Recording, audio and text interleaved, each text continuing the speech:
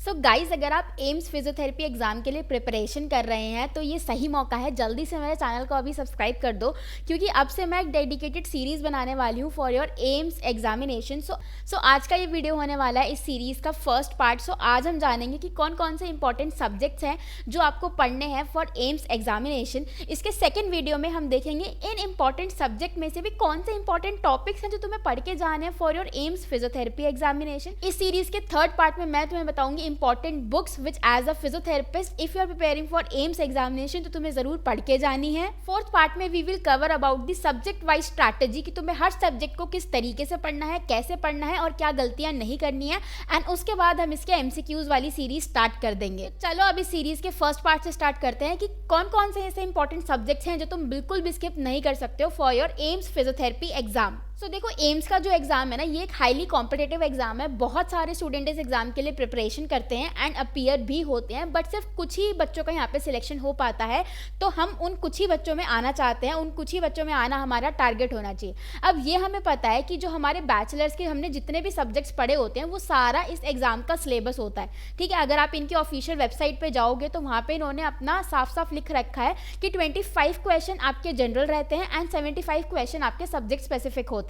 तो subject specific में जो भी तुमने बैचलर्स में पढ़ा है वो सब आ जाता है। एंड जो 25 क्वेश्चंस रहते हैं रिमेनिंग, उसके अंदर तुम्हारा maths, logical reasoning, current affairs वगैरह ये सारी चीज़ें आ जाती हैं। बट आज हम ध्यान देने वाले हैं सिर्फ अपना फिजियोथेरेपी वाले पार्ट पे, यानी कि डोमेन स्पेसिफिक पार्ट पे, जहाँ से तुम्हारे 75 क्वेश्चंस बनते हैं। अब जल्दी से बिना तुम्हारा टाइम वेस्ट किए मैं वो सारे सब्जेक्ट्स बता देती हूँ in the highest order of priority. तो सबसे पहले वो सब्जेक्ट्स बताऊंगी जो तुम बिल्कुल भी स्किप नहीं कर सकते, एंड धीरे धीरे जैसे हम नीचे आते जाएंगे तो मैं वो सब्जेक्ट्स बताऊंगी जो थोड़े यूं ही है, तुम छोड़ के भी जा सकते हो या फिर उनको इतना डिटेल में पढ़ने की तुम्हें जरूरत नहीं है। बट होल एंड सोल ये जो मैं तुम्हें यहाँ पर सब्जेक्ट्स बताने वाली हूँ ये तुम्हें पढ़ के जरूर जाने। तो पहला सब्जेक्ट है वो आता है एक्सरसाइज थेरेपी का। सो यार, तुम कैसे ही निगलेक्ट कर सकते हो exercise therapy as a physio.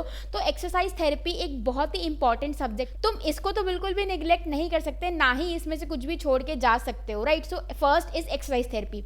इसके तुरंत बाद आ जाएगा कौन सा, तुम्हें पता ही है, दैट इज इलेक्ट्रोथेरेपी। क्योंकि इलेक्ट्रोथेरेपी एंड एक्सरसाइज थेरेपी ये दो ऐसे सब्जेक्ट्स हैं जो हमारा ट्रीटमेंट है, जो हम रिहैबिलिटेशन देते हैं पेशेंट्स को, वो इन दोनों सब्जेक्ट्स के ही बेसिस पे हम देते हैं। तो अगर इसको हम अच्छे से पढ़ के नहीं जाएंगे तो एम्स का जो तुम पेपर दोगे वहाँ पे इनमें से क्वेश्चन आने ही आने हैं, बनने ही बनने हैं, राइट। सो इसको भी तुम्हें अच्छे से प्रिपेयर करना है। इसमें भी बिल्कुल भी मतलब 10 on 10 तुम्हारा इसमें सारे कंसेप्ट होने चाहिए। Then third important subject is biomechanics. अब एज अ फिजियो बायोमैकेनिक्स हमारा एक बहुत स्ट्रॉन्ग पिलर है अगर हमें अपने पेशेंट को ट्रीट करना है और रिहैबिलिटेट करना है।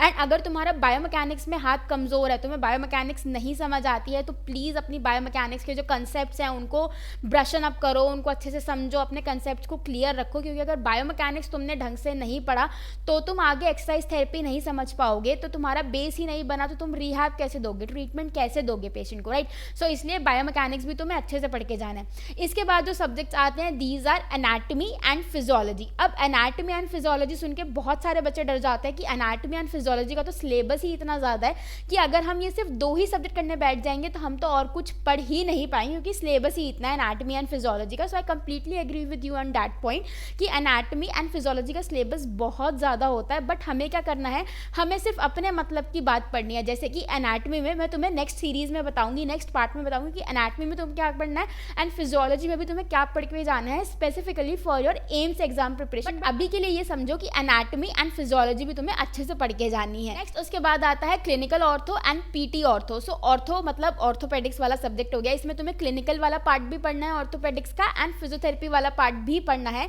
दोनों ही पार्ट्स तुम्हें अच्छे से पढ़ के जाने। अब इनके इंपॉर्टेंट टॉपिक्स या इनके अंदर तुम्हें क्या पढ़ना है उसके लिए तुम्हें देखना पड़ेगा इस सीरीज का नेक्स्ट पार्ट। तो जरूर से चैनल को सब्सक्राइब कर देना। इसके बाद दूसरा सब्जेक्ट कौन सा इंपॉर्टेंट आता है तुम्हारा, clinical neurology and physiotherapy in neurological condition. So neuro and ortho इनका both clinical part and the PT part तुम्हें अच्छे से पढ़ के जाना है। इसके अलावा the another important subject is cardiopulmonary. So cardiopulmonary भी तुम्हें अच्छे से पढ़ के जाना है, both the clinical and the physiotherapy part. इसके अलावा CBR that is community based rehabilitation and last but not least research and biostat. तो ये सारे वो सब्जेक्ट्स हैं जो तुम्हें पढ़ के जाने हैं। इसके अलावा अगर तुम कोई सब्जेक्ट छोड़ भी देते हो या नहीं भी पढ़ते हो तो उतना चल जाएगा। अगर तुम इन सारे सब्जेक्ट्स के इंपॉर्टेंट टॉपिक अच्छे से कवर कर लेते हो तो तुम्हें कुछ और पढ़ने की जरूरत नहीं नहीं पड़ेगी, इन्हीं में से तुम्हारा जो एग्ज़ाम है वो क्लियर हो जाएगा। अब चलते हैं इस सीरीज़ के नेक्स्ट पार्ट पे, जहाँ पे हम जानेंगे कि इतने सारे सब्जेक्ट्स में से हमें कौन कौन से इंपॉर्टेंट टॉपिक पढ़ने हैं एम्स के एग्ज़ाम के लिए। तो जल्दी से इस वाले वीडियो पे क्लिक करके वो देख लो एंड मेरे चैनल को भी ज़रूर सब्सक्राइब करते जाना।